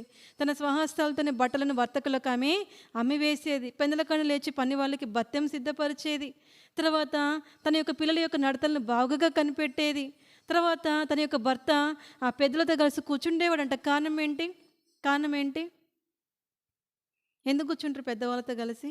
ఎవరు కూర్చుంటారు పెద్దవాళ్ళతో కలిసి? ఊరి పెద్దలతో కానీ, సంఘ పెద్దలతో కానీ ఎవరు కూర్చోనగలుగుతారు చెప్పండి మీరు? కొంచెం పేరు ఉండాలా, కొద్దిగా మర్యాద ఉండాలా. ఆ వ్యక్తికి మర్యాద ఉంటేనే ఆ పెద్దలలో ఉండనిస్తారు. అప్పుడే గౌరవం ఉంటుంది. అవునా కదా? అయితే ఈ స్త్రీ యొక్క భర్త కూడా ఏం చేశాడట చూడండి. సామెతలు 31వ అధ్యాయం. ఎక్కడ కూర్చున్నాడట ఆయన? పెద్దలందరితో. ఆమె పెనిమిటి దేశపు పెద్దలతో కూడా కూర్చుండును. గవని యొద్ద పేరు కొనిన వాడై ఇన్ను. ఇక్కడ ఆయన పేరు గవని యొద్ద కొనియాడబడుతూ ఉంది. తర్వాత ఆమె యొక్క పనులు కూడా 30వ వచనంలో చూడండి 31వ వచనం. చేసిన పనిని బట్టి అట్టి దానికి ప్రతిఫలం ఇయ్యదగును. గౌనుల యొద్ద ఆమె పనులు ఆమెను కొనియాడును. ఆమె పనులు ఆమెను కొనియాడును. వ్యక్తులు వచ్చి కొనియాడడం కాదు. చాలామంది ఏం చేస్తారంటే ఏం లేకపోయినా కానీ వాళ్ళు కొద్దిగా ఏం చేయాలి, వాళ్ళని చాలామంది ఐస్ చేస్తారు బాగా. ఫర్ ఎగ్జాంపుల్ వాళ్ళకి అందం లేకపోయినా నువ్వు బాగా అందంగా ఉన్నావు అంటారు. ఏంటంటే ఐస్ చేయడం మనుషుల్ని. ఒకసారి నేను సండే స్కూల్లో వీళ్ళ పిల్లలందరికీ ఒకటి చెప్పా. ఏమిటంటే దేవుడు మీకు ఏం టాలెంట్స్ ఇచ్చాడు అని కొన్ని ఏదో విషయాలు అడిగా. మొత్తానికి ప్రశ్న అడిగిన తర్వాత మరి నా గురించి మీరేమనుకుంటున్నారని చెప్పి ఒక ప్రశ్న వేసిన. నా గురించి మీరేమనుకుంటారంటే కొంతమంది చెప్పారు మీరైతే సండే స్కూల్ మంచిగా చెప్తారు, మీరైతే పాటలు పాడతారు అని కొంతమంది చెప్తే ఈ ఆర్కే ఏమన్నాడు తెలుసా, ఆంటీ మీరైతే అందంగా ఉంటారు అన్నాడు. అంటే కారణం ఏంటి? కారణం ఏంటి? ఇది నిజం కాదు, అబద్ధమే. కాకపోతే పొగడ్డానికి, ఐజ్ చేయడానికి. వాడు కనబడాలి, ఇక అంతే, కంట్లో కనబడాలి. ఎందుకు నన్ను పొగిడాడు కాబట్టి ఇంక నేను వాడిని మంచిగా చూసుకోవాలి. ఇక నేను వచ్చే వారం నుంచి వాడిని మంచిగా చూసుకోవాలి. ఎందుకు? ఎవరు చెప్పలే నువ్వు అందంగా, వాడు ఒకడే చెప్పిండు అందంగా ఉన్నవని. కారణం ఏంటి? ఇది పొగడటం. ఏం లేదు కానీ పొగుడుతూ ఉంటారు, చాలామంది పొగుడుతూ ఉంటారు. అయితే ఇక్కడ ఈ స్త్రీ గురించి అట్లా పొగడలే. గౌనుల యొద్ద ఆమె పనులు ఆమెను కొనియాలి. చేసిన పనిని బట్టే మనకేమొస్తుంది? ఘనత వస్తుంది. చేసిన పనిని బట్టే మనకేమొస్తుంది? ప్రతిఫలం వస్తుంది. చేసిన పనిని బట్టే మనకేమొస్తుంది? మర్యాద వస్తుంది. ఘనత అన్నీ కూడా దేని బట్టి వస్తాయి? చేసినటువంటి పనులను బట్టియే, మన క్రియలను బట్టియే మనకి ఘనత. అందుకనే ప్రకటన గ్రంథంలో కూడా మనతో పాటు ఏమొస్తే, మనతో పాటు మన ఇల్లు రాదు చచ్చిపోయినప్పుడు, మనతో పాటు మనం వేసుకున్న బట్టలు రావు, మనం పోయినప్పుడు కనీసం మన చెవులైనా మనం కుంచుతారో ఉంచరు. ఎందుకని? మట్లకు పోయేటోళ్ళే, బంగారం ఎందుకు తీసేసి అమ్ముకున్న 10,000 వస్తాయి కదా. కనీసం ముక్కు పుడుకును కూడా వదిలిపెట్టరు చాలామంది చచ్చిపోతే. ఎందుకు? ముక్కు పుడుకుని అమ్ముకున్న 3,000 వస్తాయి కదా కనీసం, తక్కువలో తక్కువ. మట్లో పెడితే ఏమొస్తుంది? మట్లో పెడితే అయ్యి కూడా ఉంచరు. చనిపోయేటప్పుడు మనతో ఏమి రావు, కానీ ఒక్కటి వస్తే మన వెంట ఏమొస్తాయి? క్రియలు వస్తాయి. మనం పోయేటప్పుడు మన క్రియలు వస్తాయి మన వెంటబడి. అప్పుడు ఒక దినాన ప్రభు దగ్గరికి వెళ్ళినప్పుడు అవి సాక్ష్యం ఇస్తే ఆ క్రియలే మన గురించి సాక్ష్యం ఇస్తూ ఉంటాయి. అయితే ఇక్కడ స్త్రీ యొక్క పనులంట గౌనుల యొద్ద. గౌన్ అంటే అర్థం ఏంటి? ఎంట్రన్స్. గౌన్లు అంటే అర్థం ఏంటి? ఎంట్రన్స్. ఊరి బయట ఆ పెద్ద పెద్ద బల్లలు వేసుకొని అక్కడ కూర్చోండి ముచ్చట్లు చెప్తా ఉంటాను. నాకు తెలిసి అక్కడ కూర్చున్నప్పటి నుంచి ఆమె గురించి ముచ్చట్లు చెప్పుకునేటోళ్ళేమో. అమ్మ స్త్రీ చూసావా ఎంత ఓపిక ఆమెకి, చేతి దట ఉడుకుతూ ఉందంట, వ్యాపారం చేసుకుంటా ఉందంట, ద్రాక్ష తోట కొంటుందంటే. ఏంటిదంతా? మొత్తం ఆమెదే. ఇక మొత్తం ద్రాక్ష తోట కొండం ఏంటి, పని వాళ్ళని నేర్పరచుకోవడం ఏంటి, వాళ్ళకి ఆహారం సిద్ధం చేయడం ఏంటి, పిల్లవాళ్ళ యొక్క నడతలను కనిపెట్టుకోవడం ఏంటి, ఇంటి బాధ్యతలు ఎట్లా చేస్తూ ఉందామే. మనం ఒకటి చేస్తే ఒకటి మిస్ అయిపోద్ది. ఓ రోజంతా పని చేసినామా ఇంకోటి వదిలిపెట్టేస్తాం. అమ్మ ఇక నా చేత కదా, ఇంతే, ఇక నా ఓపిక అయిపోయింది ఇక. కానీ ఈ స్త్రీ గురించి మొత్తం మంచిగా మనం ధ్యానం చేస్తే ఆమె క్రియలు కానీ, రక్తవర్ణపు వస్త్రములే కానీ, నారబట్టలే కానీ దేనికి సాదృశ్యం అంటే పరిశుద్ధతకు సాదృశ్యం. పరిశుద్ధుల యొక్క నీతి క్రియలను ఉంటుంది ప్రకటన గ్రంథంలో. ఈ వస్త్రములు పరిశుద్ధుల యొక్క నీతి క్రియలు, నారబట్టలు. ఇవన్నీ దేనికి సాదృశ్యం అంటే పరిశుద్ధత కలిగి నడుచుకుంది, పెందల కన్ను లేచింది, పని చేయకుండా ఆమె భోజనము చేయలేదు. ప్రతి వానికి పని అప్పగించి అప్పుడు ఆమె సేదతీరు భోజనం చేసి ఉండేది కావచ్చు. ఎందుకని? తింటా ఉంటే మొదలు పిలుస్తూ ఉంటే తిన్నట్టు కూడా ఉండదు కదా. కాబట్టి ఎవరికి వాళ్ళకి పని బత్తెము నిర్ణయించి ఆమె ఏం చేసింది? ఇంటి నడతలను బాగా కనిపెట్టుకుందట. ఆమె కుమార్తెలు మనల్ని పొగుడతారు ఎప్పుడన్నా? చెప్పండి. మన పిల్లలు మనల్ని ఎప్పుడన్నా పొగుడతారా? మా సాత్విక అంటది ఎప్పుడు లేట్ చేస్తున్నాడు, కొంచెం ముందులైతే ఏమైంది అని అంటది. ఏ రోజు పొగడదు. భలే చేసినావు మమ్మీ అని అసలే అందు. కొంచెం లేట్ అయిందంటే కొంచెం ముందులైతే ఏమైంది, బాక్సులు దోమది ఏం దోమని తిడుతూనే ఉంటుంది. ఇప్పుడు నైట్ మనకి మీటింగ్స్ ఉంటాయి కదా, సంఘ ప్రార్థన, తర్వాత ఇదేమిటి కాటేజ్ మీటింగు, బైబిల్ స్టడీ. ఆ రోజు బాక్సులు దోమను. కారణం ఏంటి? వాళ్ళు వస్తారు, నేను కింద దిగుతాయి. ఇక తోమబుద్ధి కాదు. పైకి ఎక్కాక తినేసరికి 9:30, 10 అవుతుంది. అప్పుడు తోమబుద్ధి కాదు. ఉదయం పూట ఆలస్యం అవుతూ ఉంటే అప్పుడే బాక్సులు కడగాలి కదా, ఇక తిట్టుకుంటూ ఉంటుంది. కొంచెం ముందు లేస్తే ఏమైంది, నైట్ కడిగితే ఏమైంది, పైకి ఎక్కింది నిన్న నైట్ పైకి ఎక్కాక మీ బాక్సులు కడగలేదంటే 10 గంటలు ఇప్పుడు పోయి గడుగు, టైం ఉందిగా కడుగుపో అంటుంది. కారణం ఏంటి? లేట్ అయిపోతుందని. మనం ఎవరు కొనియాడరు మనల్ని. అయితే ఇక్కడ ఈ యొక్క గుణవంతురాలైనటువంటి స్త్రీ గురించి అట ఎవరు పొగుడుతూ ఉన్నారట? 28వ వచనంలో ఆమె కుమారులు లేచి ఆమెను ధన్యురాలందరూ, చాలామంది కుమార్తెలు పతివ్రతా ధర్మమును అనుసరించి ఉన్నారు, కానీ వారందరినీ నీవు మించిన దానం. ఆమె పెనిమిటి ఆమెను పొగుడును. మీ పెనిమిట్లు మిమ్మల్ని ఎప్పుడైనా పొగిడినారా? పొగిడారా? ఎప్పుడు తిట్టడమేనా? నన్ను ఎప్పుడు పొగడలే మరి, అందుకే నేను చెప్తాను. ఆమె పెనిమిటి ఆమెను పొగడును. అసలు నన్ను ఎప్పుడు పొగడ్డు. ఎట్టి పరిస్థితుల్లో ఈ సందర్భంలో నువ్వు మంచిగా చేసినావని ఏ జీవితంలో పొగడలే ఇంతవరకు. ఏమో చెప్పలేము, కొంతమంది బయటకు చెప్తే వాళ్ళకి ఎక్కడ గర్వం వస్తుందో, చెప్పిన మాట వినరని చెప్పి బయటకు అనరేమో నాకు తెలియదు కానీ. ఆ? అవును. అంటే నా గురించి చెప్తున్నా. నా ముందు ఎప్పుడు కూడా కొనియాలి. ఎప్పుడు తిట్లే. తెలివి లేదు, పాడు లేదు. ఇంత లేట్ చేస్తా ఉంటావు. ఎప్పుడు తిట్లే. అయితే ఇక్కడ ఈ స్త్రీ గురించట, ఆమె పెనిమిటి ఆమెను కొనియాడు. మీ ముందు పొగిడితే ఏమొస్తుంది నా గురించి? అవునా కదా? ఇక్కడ ఏముంది బైబిల్‌లో? ఆమె పెనిమిటి ఆమెను పొగుడును. ఆమె కుమారులు పొగుడుతా ఉన్నారు. అందరు చాలామంది కుమార్తెలు పతివ్రతా ధర్మం అంటే ఏంటి? పతివ్రతా ధర్మం అంటే అర్థం ఏంటి? మంచి తాళిబొట్టేసుకొని మంచి తలస్నానం చేసి లేచిన వెంటనే కాళ్ళకు మొక్కితే వాళ్ళే పతివ్రత ధర్మం చేసేవాళ్ళు. కాళ్ళ మీద పడి అక్షింతలు వేయించుకునేవాళ్ళు. వీళ్ళంతా పతివ్రతలు అనమాట. చాలామంది అనుసరిస్తూ ఉన్నారు కానీ వీటికంటే నువ్వు ఎట్లాంటి దానివి మించిపోయినవి అంతే, మించిన దానం. చాలామంది కుమార్తెలను చూసాం కానీ నీలాంటి దాన్ని చూలని ఎవరు పొగుడుతూ ఉన్నారు? కుమారులు పొగుడుతూ ఉన్నారు. భార్య తర్వాత భర్త పొగుడుతూ ఉన్నాడు. తర్వాత ఆమె యొక్క పనులు ఎక్కడ పొగడబడుతూ ఉన్నాయి? గౌనుల దగ్గర పొగడబడుతూ ఉన్నాయి. ఆమె యొక్క పనులను బట్టి భర్తకి ఏమొచ్చింది? గౌరవం వచ్చింది. ఎక్కడ కూర్చుంటుండే భర్త పోయి? ఎక్కడ కూర్చుంటుండు? పెద్దలతో పాటు గౌన్లు ఎద్దు కూర్చోగలుగుతున్నట్టు కారణం ఏంటి? ఆమె తన భర్తకి ఇచ్చినటువంటి మర్యాద, ఆమె తన భర్తకి ఇచ్చినటువంటి ఘనతను బట్టి ఆయనకి ఏమొచ్చింది? అక్కడ ఏమొచ్చింది? మర్యాద వచ్చింది. అందరితో కలిసి కూర్చునేటువంటి భాగ్యం వచ్చింది. కాబట్టి జ్ఞాన హృదయం అనేది ఎంతో శ్రేష్టమైనది. అందుకే చదువుకున్నాం కదా నిర్గమకాండం 35:26లో, ఏ స్త్రీలు జ్ఞాన హృదయం గలవారే ప్రేరేపింపబడిరో వారందరూ మేక వెంట్రుకలను వడికిరు. ప్రేరేపణ రావాలి. ఎంతసేపు ఎవరు బలవంతం చేస్తూ ఉంటారు? ఆ పని చేయి, ఈ పని చేయి, తోయడం కాదు. మనంతటి మనకే ప్రేరేపణ కలగాలి. హృదయం అందు ప్రేరేపించబడి ఎప్పుడు మనం ఏం చేసుకోవాలా, ఏం జరిగించాలనేది అది మన చేతిలోనే ఉంటుంది. ఒకరి చేతి ఎప్పుడు మనం నడిపించబడితే ఇక మనం ఇంకెప్పుడు చేసేది మనం ఏదైనా సరే, అవునా కదా? ఇప్పుడు ఒక సామెత గురించి ఉంటుంది, ఏంటి? గుర్రం గురించి ఏముంటుంది సామెత? దాన్ని బలవంతంగా తీసుకొచ్చి నీళ్ళు తాగిచ్చలేం.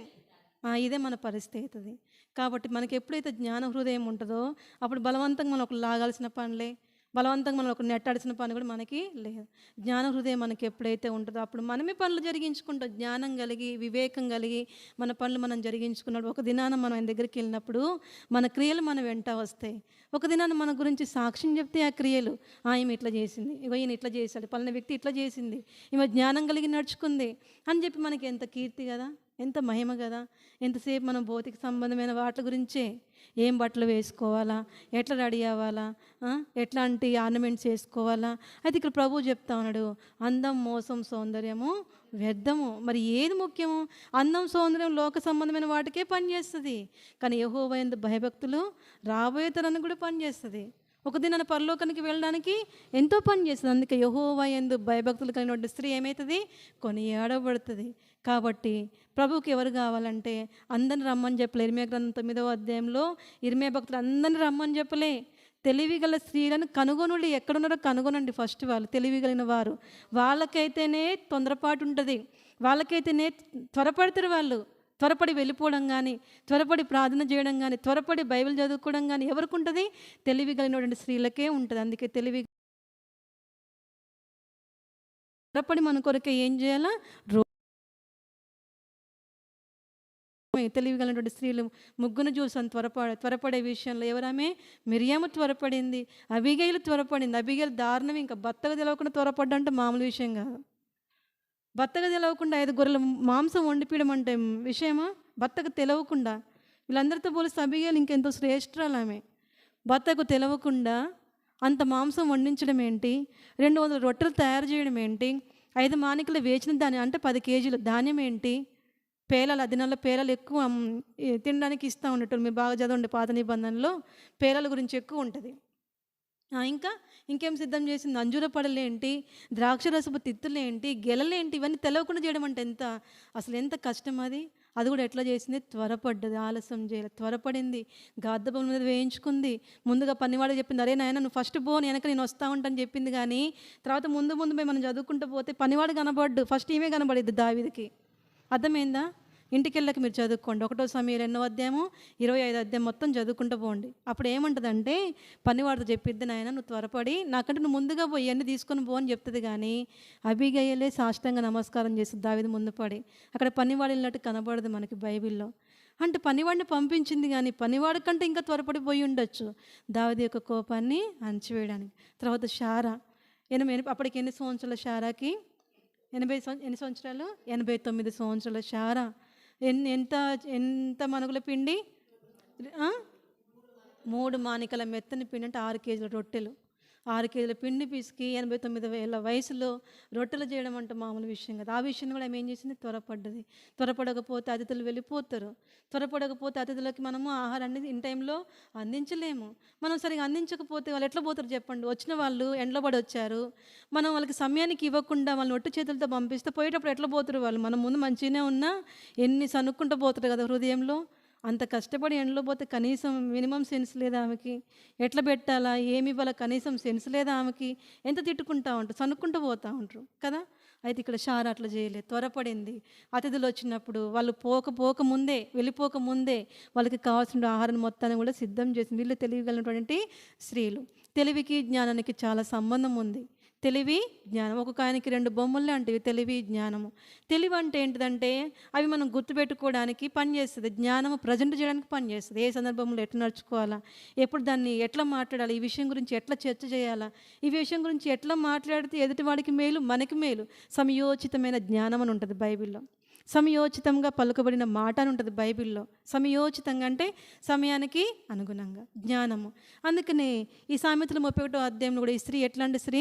జ్ఞాన హృదయం కలిగినటువంటి స్త్రీ. ఇక్కడ గుణవంతులైన స్త్రీ అనే వ్రాయబడింది, కానీ ఈమె యొక్క పనులన్నీ చూస్తే మీకు ఏమున్నట్లు? జ్ఞానం ఉంది.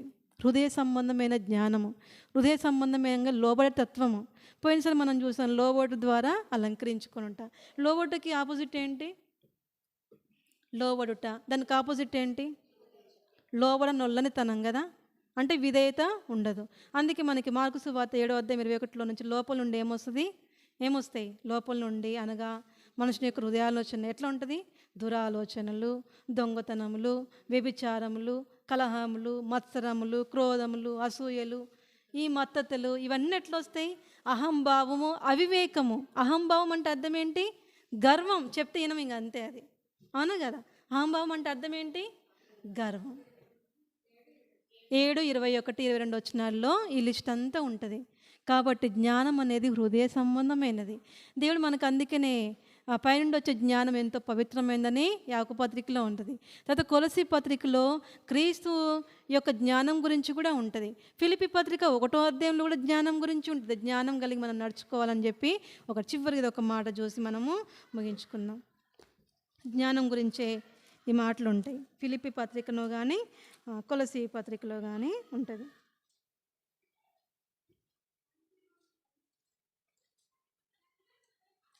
9-11 చూడండి. 1వ అధ్యాయము.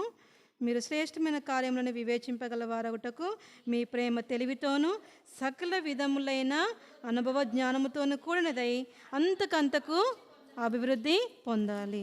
చాలు అంతకంతకు ఏం చేయాలా? అభివృద్ధి పొందాలి. తర్వాత 16వ వచనం, కొలసీ పత్రిక 3వ అధ్యాయం 16వ వచనం చివరి భాగంలో, సమస్త విధములైన జ్ఞానముతో క్రీస్తు వాక్యం మీలో సమృద్ధిగా నివసింపు. అందుకే మీలో ఎవరికైనా జ్ఞానం కొదువుగా ఉంటే నన్ను అడుగుము. ఎక్కడుంటుంది అన్నమాట? యాకోబు 1:5 1వ అధ్యాయము 5 ఫిలిప్పీ పత్రిక 2వ అధ్యాయంలో ఏముంటుంది? బుద్ధి జ్ఞాన సర్వ సంపదలు ఆయన యందే గుప్తములై ఉన్నవి. ఆయన దగ్గరే ఉంటుంది. బుద్ధి కావాలా నీకు? జ్ఞానం కావాలా నీకు? ఇంకేదైనా కావాలా? సమయోచితంగా నడుచుకున్న జ్ఞానం కావాలా? కొలసీ పత్రిక 3వ అధ్యాయము 16వ వచనం చివరి ఇప్పుడు నువ్వు చెప్పే మాటనా? 2-3 పైన వాటిని మీదనే కానీ కొలసీ పత్రిక 2వ అధ్యాయము 3వ వచనం. అదేమో యాకోబు పత్రిక 1వ అధ్యాయము 5వ వచనం. మనకు బుద్ధి కావాలన్నా, జ్ఞానం కావాలన్నా, వివేకం కావాలన్నా మనం ఎవరి దగ్గరికి వెళ్ళి అడగాల? దేవుణ్ణి అడగాల. ఈ జ్ఞాన హృదయం ఎట్లాంటిదంటే మనం స్వచ్ఛందంగా వెళ్ళిపోతాం అంతే. మనల్ని ఒకరు బలవంతం చేయాల్సిన పని లేదు. మనంతటి మనకే వివేకము, మనకంతటి మనకే తెలివి. ఎట్లా నడుచుకోవాలా, ఎట్లా మసులుకోవాలా, ఎట్లా పనులు జరిగించుకోవాలా, వచ్చిన వాళ్ళతో ఎట్లా మాట్లాడాలా, దేవుని ఇంటికి ఎట్లా రావాలా, ఇదంతా జ్ఞానంతో నిమిత్తమై ఉన్నది. కాబట్టి జ్ఞానం కలిగి సామెతలో 31వ అధ్యాయం చూసిన రీతిగా ఆ గుణవంతులైన భార్య ఎట్లా జ్ఞానం కలిగి నడుచుకుందో అట్లా మనం నడుచుకుంటే ఒక దినాన మనల గురించి కూడా, మన పనులు మన గురించి ఏం చేస్తూ ఉంటాయి? సాక్ష్యం ఇస్తూ ఉంటాయి. మనమే పోయి చాలామంది ఏం చేస్తుంటే వాళ్ళ గురించి వాళ్ళ డబ్బాలు కొట్టుకుంటూ ఉంటారు. సొంత ఏమంటారు వాటిని? డబ్బాలే. వాళ్ళ గురించి వాళ్ళే. నీ గురించి నువ్వు చెప్పుకుంటే ఏమవుతుంది? ఎవరి గురించి వాళ్ళు మంచిగా చెప్పుకుంటారు కదా! నేను మంచిదాన్ని, నా మనస్తత్వం ఇట్లాంటిది అని మనకు మనమే బయటపడిపోతూ ఉంటాం. ఎవరి గురించి వాళ్ళు మంచిగా చెప్పుకో, నేను చెడ్డదానని ఎవరు చెప్పుకోరు. ఇది కాదు, ఒకరి గురించి వాళ్ళ సాక్ష్యం ఉంటే అది యోహాను సువార్తలో ఈ మాటే ఉంటుంది. నా గురించి నేను సాక్ష్యం చెప్పుకుంటే అది పెద్ద విలువ లేదు దానికి. యేసుప్రభువే అంటాడు సాక్షాత్తు. కానీ నా గురించి సాక్ష్యం ఇచ్చేవాడు ఒకడు కలడు. ఆయన ఎవరు? పరలోకంలో తండ్రి ఉన్నాడు. తండ్రి నా గురించి సాక్ష్యం ఇవ్వాలా? నా గురించి నేను సాక్ష్యం చెప్పుకుంటే అది పనికిరాదా సాక్ష్యం? కాబట్టి మన గురించి మనం చెప్పుకోవడం కాదు, కానీ మన గురించి, మన యొక్క పనుల గురించి, మన యొక్క క్రియల గురించి, మన యొక్క భక్తిని చూసి, మన యొక్క విశ్వాసాన్ని బట్టి మన ఇంట్లో మన భర్త మనల్ని కొనియాడాలా, పొగడాలా, తర్వాత మన పిల్లలు మనల్ని పొగడాలా, తర్వాత ఆ యొక్క ఊరు ప్రాంతంలో సరౌండింగ్స్లో ప్రజలు మన యొక్క పనులను బట్టి మనల్ని కొనియాడాలి. ఇటు విధంగా జ్ఞానం కలిగి మనము నడుచుకోవాలి. ప్రార్థన చేసుకో. వచ్చే వారానికి చెప్తే ఎవరైనా చెప్పండి. వచ్చే వారానికి ఎవరైనా సిస్టర్స్ చెప్పే కదా, బలవంతం కదా ఏదైనా. నువ్వు చెప్పు అంటే అమ్మ అక్క చెప్పమంది కదా, ఇక బలవంతంగా ఏదో సిద్ధపడి వస్తారు. అట్లా కాదు, జ్ఞానం హృదయం గలవారు వాళ్ళకంతటి వాళ్ళకే ప్రేరేపణ వస్తుంది. అట్లా ప్రేరేపింపబడిన హృదయం ఉంటే మీరు ఎవరైనా సరే చెప్పొచ్చు. ఇట్లా లైవ్ మాకు కష్టం అనుకుంటే లైవ్ కూడా తీసేద్దాం, నష్టమేం లేదు. అర్థమైందా? లైవ్ కూడా తీసేద్దాం. మీరు చెప్తానంటే ఒకళ్ళు భయం అంటే అది కూడా ఇట్లా చెప్తానంటే ఇంకా మంచిదే, ఇది కూడా వద్దంటే మంచిదే, తీసేస్తాం చెప్పొచ్చు. ఎప్పుడు నేనే చెప్తా ఎట్లా, మీరు కూడా చెప్పాలి కదా, ప్రేరేపణ కదా. నేను ఇప్పుడు ఇవ్వచ్చు, నువ్వు చెప్పు పలానా వారం అని బలవంతంగా ఇవ్వచ్చు, అట్లా కాదు. మీ అంతటా మీకే ప్రేరేపణ రావాలా. దేవుడు నా జీవితంలో ఎట్లా జరిగిస్తావు అన్నాడు మేలులు. వాక్యం చదువుతున్నప్పుడు దేవుడు నాకు ఎట్లా వాక్యాన్ని బయలుపరుస్తూ ఉన్నాడు. సంఘానికి వస్తున్నప్పుడు దేవుడు సంఘంలో నన్ను ఎట్లా ఆదరిస్తా, ఇదంతా అనుభవమే. నేను చెప్పమనేది వాక్యం కాదు, మిమ్మల్ని అనుభవం చెప్తే చాలు. అనుభవం చెప్తే చాలు మనకి, అదే శ్రేష్టం. ఎందుకు 100 వాక్యాలు వరుసగా రాసుకొని నేర్చుకొని టాపిక్ వైజ్ చెప్పాల్సిన పని లేదు మనకి. అంత వాక్యం మనకు అవసరం లేదు. కానీ ఈ వారం దినాలలో నియామక కూడికల ద్వారా, వ్యక్తిగత జీవితం ద్వారా, మన కుటుంబంలో శోధన వచ్చినప్పుడు, శ్రమ వచ్చినప్పుడు దేవుడు మనల్ని ఎట్లా తప్పిస్తూ ఉన్నాడు, మనకి ఎట్లాంటి ఆలోచనలు ఇస్తూ ఉన్నాడు, ఎట్లా మన నోళ్ళను మోయిస్తూ ఉన్నాడు, ఇదంతా అనుభవం. మన జ్ఞానం ఎట్లా ఉండాలంటే అనుభవంతో కూడినదై ఉండాలి. పైకి చెప్పేది ఉండదు. పైకి చెప్తే తెలివితో చెప్పిన మాటలు అవుతుంది. అయితే జ్ఞానం ఏం చేస్తుంది అంటే అనుభవాన్ని తీసుకొస్తుంది. అట్లా మీకు ఏమైనా అనుభవాలు ఉంటే వచ్చేవారు నాకు చెప్పండి, మీరు పంచుకోవచ్చు. అప్పటికి సమయం ఉంటే ఒక 10 నిమిషాలు నేను వాక్యం తీసుకుంటా, లేదంటే మీరే చెప్పేయచ్చు. అట్లా మీరు సిద్ధపడండి, అడగండి ప్రభు దగ్గర, జ్ఞానం కొరకే వేడుకొనండి. జ్ఞాన హృదయం కావాలి ప్రభు, ప్రేరేపణ కలగాల, మనపూర్వకంగా వచ్చి స్వతహాగా వచ్చి చెప్పేటట్లు ఉండాలి. ఆమె చెప్పమంది ఇచ్చారు కదా ఇట్లా కాదు, బలవంతంగా చేయకూడదు దేవుని పని. ఈ పని ఎంతో గొప్పది. కాబట్టి మనపూర్వకంగా, హృదయపూర్వకంగా, నాకు చేసినట్టు, మందిరానికి చేసినట్టు కాకుండా దేవునికి చేసినట్లుగా చేస్తే ఒక దినాన దేవుడు మనల్ని ఏం చేస్తాడు? కొనియాడతాడు, మనల్ని కీర్తిస్తాడు. కాబట్టి ప్రార్థన చేసుకుందాం.